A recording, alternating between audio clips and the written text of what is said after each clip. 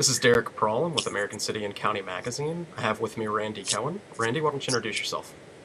Hi, Derek. I'm Randy Cohen. I am Vice President of Research and Policy at Americans for the Arts here in Washington, D.C. Great. So we're talking about arts and municipalities. Culturally and financially speaking, why are the arts so important? Well, I think we start with the reasons that everybody understands why they are important, and the arts, quite simply, are a fundamental component of our lives, of our humanity. They create the communities that we want to live in. The arts inspire us. They delight us.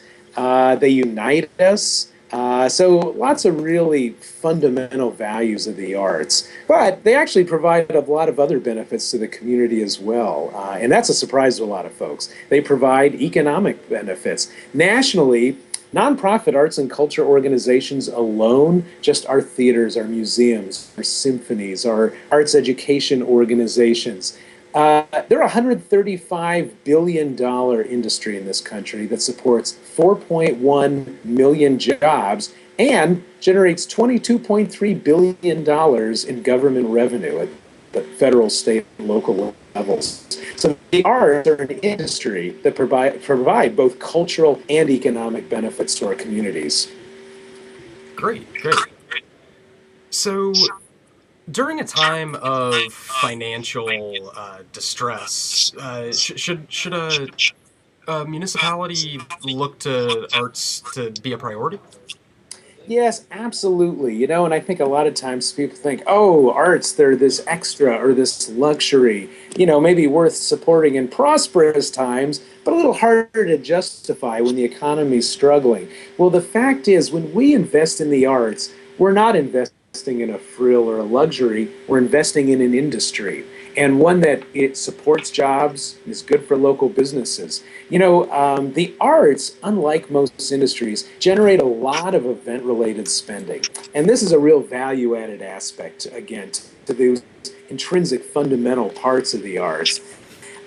Think of the last time you went to the show. Maybe you paid for parking, you went out for dinner, went for dessert or drinks afterwards. If you got little ones at home, you double the cost of the evening on babysitting. Lots of economic activity related to that arts event.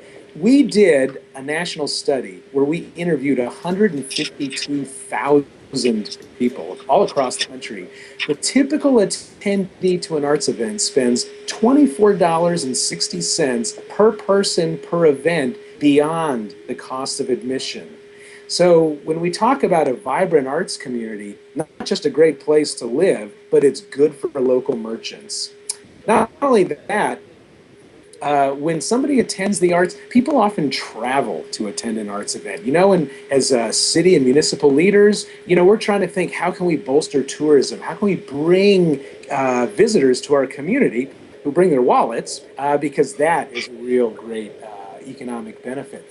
So one of the things we did when we interviewed those 152,000 people, we asked each one of them for their zip code, because we wanted to find out, do they live in the county in which the event took place? Are they from outside the county? So are they local or are they non-local? Number one, 32% of the attendees came from outside the county. They crossed a county line to attend that arts event. And, of course, then the big question, do they spend differently? You bet they do. They average about $40 per person, not including the ticket price, for those non-locals. And we asked those non-local people one other question, which was quite simply, why are you here? Are you here with family? Are you here on business? 57% said, we came specifically for this arts event. So you can start to see that when we invest in the arts, we're investing in a product that draws people to the community, and those people spend money. Now, one other thing real quick, Derek, that I thought was interesting is we asked the local counterparts, so people who live in the county, we asked them, if this arts event weren't taking place, would you have stayed home, done something else? 42% said, oh, we traveled to a different community to attend a similar kind of arts event. So now we see not only the arts drawing people to the community, but they're keeping our neighbors and their $100 right here at home. So that's what we mean when we say vibrant arts community is good for local merchants. So it's a good economic. Sure, sure. So, what are some examples of cities that have seen positive financial outcomes from investing in the arts?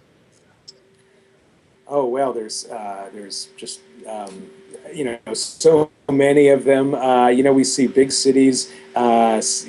Is what we often think about as great arts cities, investing in not taking for granted that, hey, we've got this reputation as a great arts town. And so, everybody appreciates those, the golden eggs, but we got to keep feeding the goose. But a lot of, smaller communities that I travel to as well, really making the arts a part of the community to help attract and improve livability and quality of the community. I mean, communities is ranging from, Okoboji, Iowa, to Amory, Wisconsin, to, Ketchikan, Alaska. I've been in over 60 cities in the last year. And it's amazing. Wherever you go, you see these incredible stories.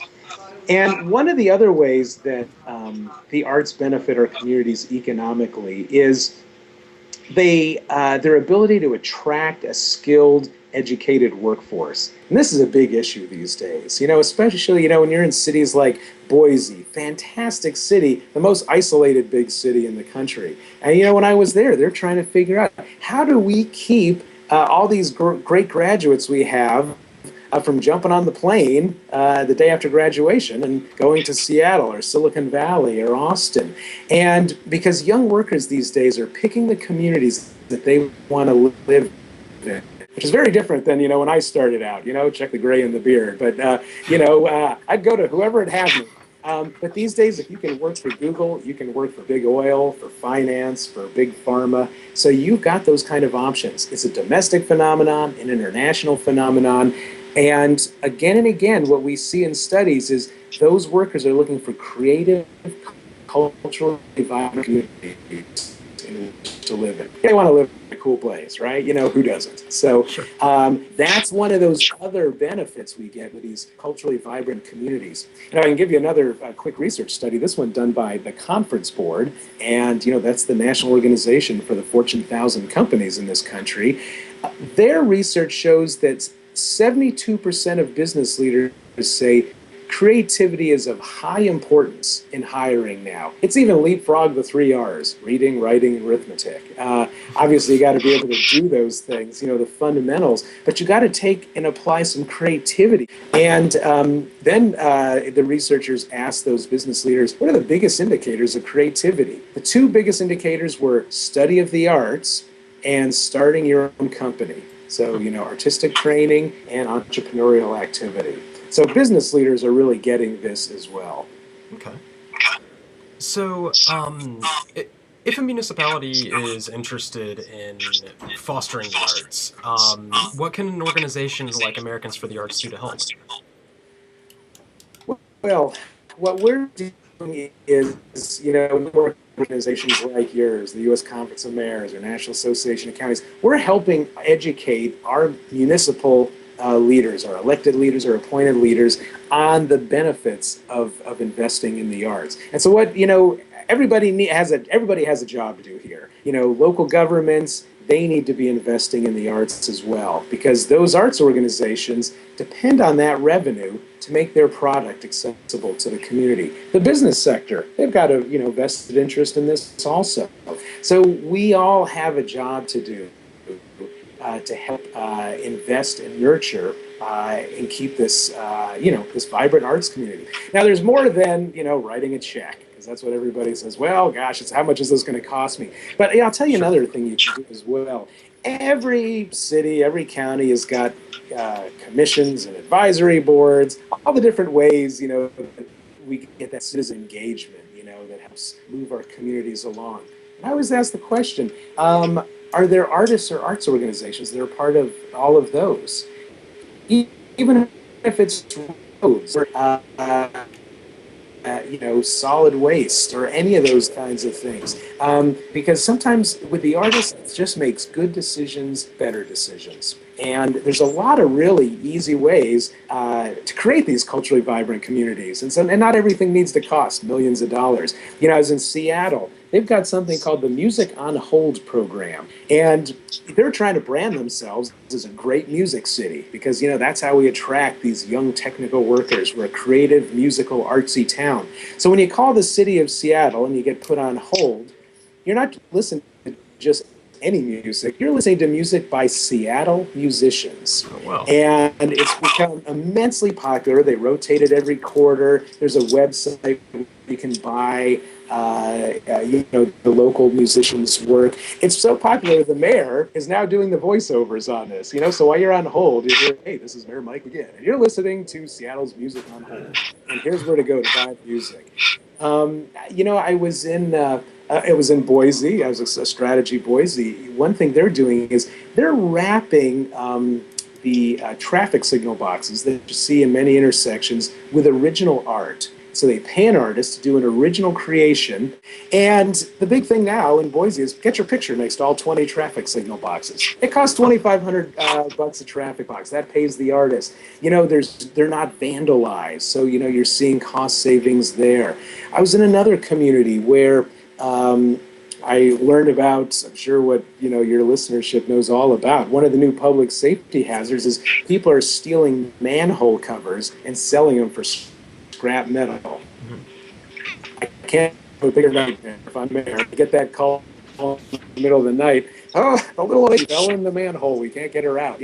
So they're sending them back to the foundry. Well, what to have little locks on them now? But they're having artists do original designs on the tops of these manholes, and everybody around town is like, "This is so cool." We've got these cool-looking manholes.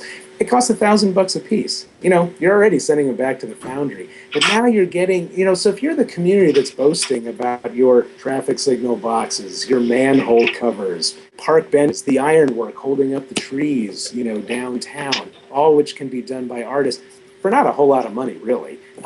That's a really creative, culturally vibrant community. That's a cool place where people want to work. And if that's where the workers are, that's where the business is going. We appreciate you taking the time to talk to us, Randy. Thanks. Great. Thanks for having me, and hope to be back soon. All right.